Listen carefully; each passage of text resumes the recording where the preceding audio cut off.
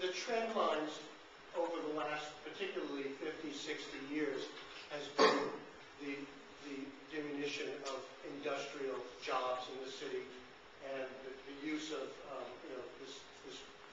the leaving of the workshop of the world that we know Philadelphia was, really for its entire life, perhaps through the 1950s.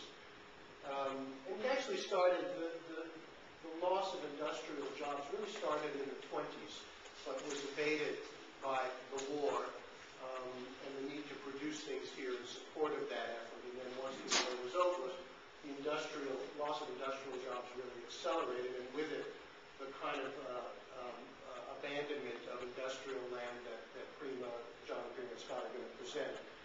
But the importance of this study is that clearly that big sea change has resulted in, depending on your point of view, you can think of it as either an opportunity or a problem, both obviously, that we need to solve. We need to solve it at the time that we are embarking on the first comprehensive plan for the city in 50 years. So for us, the Planning Commission, this industrial study is incredibly important.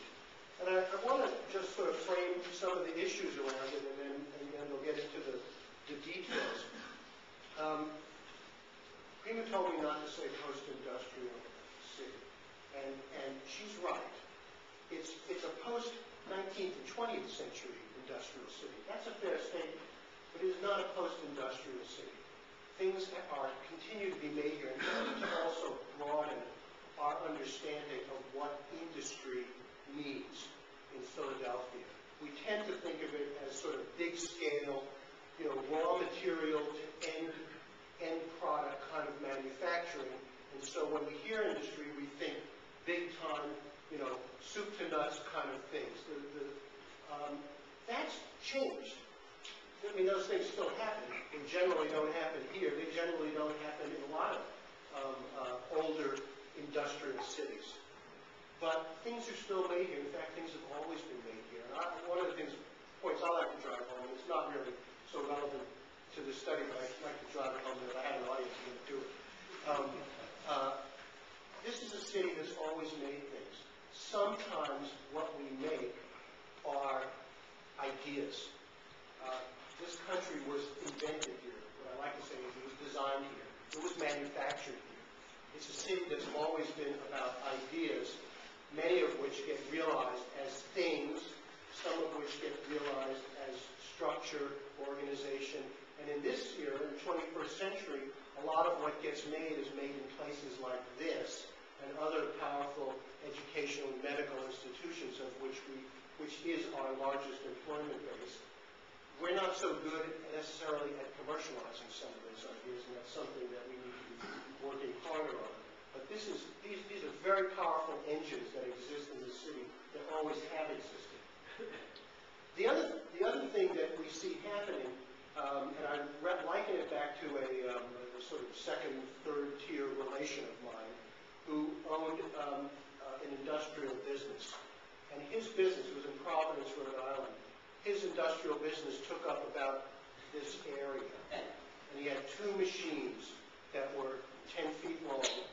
And they made one brass screw that was some key component of automatic flush urinals. And he took me to see this thing, and these two machines largely ran untended. He had a mechanic who would come in every day to make sure they were running properly, and they would just slowly churn away.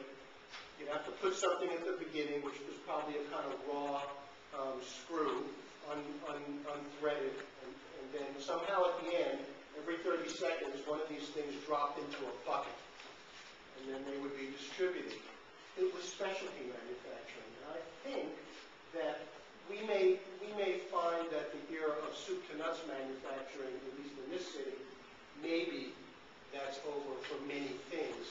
But the possibilities of specialty manufacturing, which includes, by the way, artists, cabinet makers, jewelry makers, as well as this kind of high-end specialty product, low volume, higher price kind of manufacturing that can happen in smaller environments, I don't think that's dead at all. There's also the possibility that there's still some capacity for larger scale specialty manufacturing. We, the IDC, are actively talking to people who make solar panels, people who make electric cars. There's a whole world of things that can be made that might yet find their way here, I think for many of the reasons that Steve talked about. Our central location and our ability to bring things to very, very big market in the East and do that relatively quickly. That's a powerful asset. And, you know, the Earth is only so big. At a certain point, we're going to run out of countries to keep pushing cheaper labor to, as both labor standards increase throughout the world, and we're just out of countries. So things are going to still get made. We need to be thinking about what that could mean for the city. Now, that all said, what you're going to see in the study is an acknowledgement that there's still a lot of land that's zoned industrial. It's almost twice the size of the entirety of the Fairmount Park system. And it's generally spread out, it's sprinkled like a mosaic over the city with some notable tracts of larger pieces.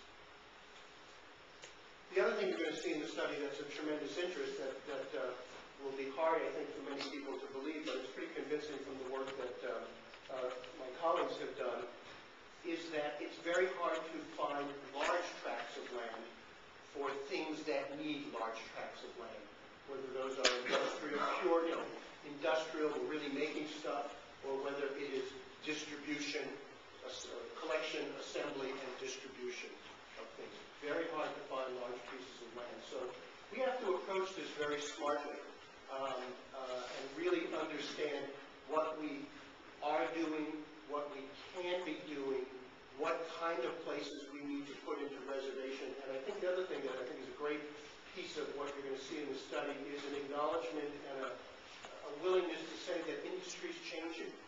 It's not necessarily the kind of thing that has to live way over there apart from all the rest of life in the city.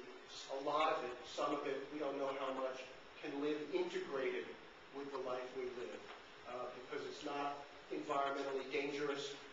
It's not a bad thing to live next to, and the work habits of people, whether that's a cabinet maker or even an actual sort of traditional industrial user, might be able to live in proximity to more things than we think. So with that, I'm going to, John, turn this over to you. John Brady.